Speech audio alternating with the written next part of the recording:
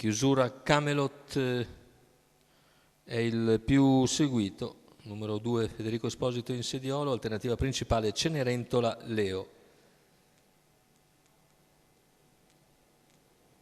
Macchina che accelera e stacca con la velocità iniziale di Kashmir Sea e Cenerentola Leo.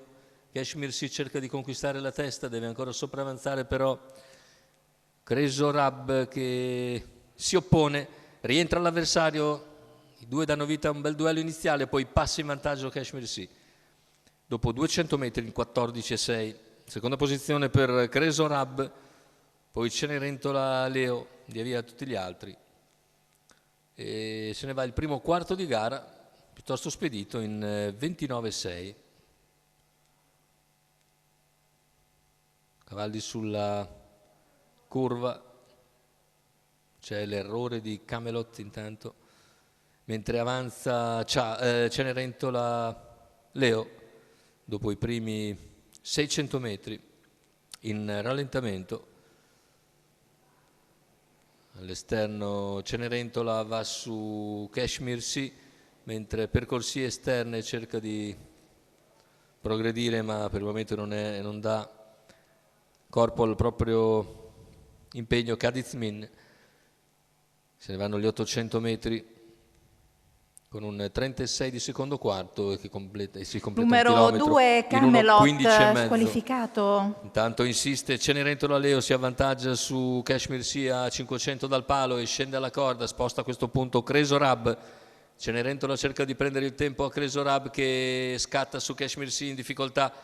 Cenerentola ha una lunghezza e mezzo da gestire nei confronti di Creso Rab che viene cattivo al suo esterno.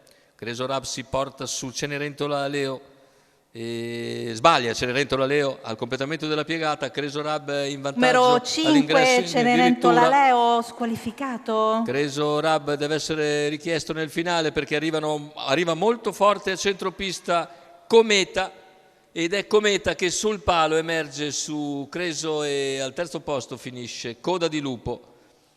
1:16,4 il ragguaglio conclusivo, 32,2 a chiudere, tutti un po' fermi. Ne approfitta Cometa con Giuseppe Prestipino per venire a vincere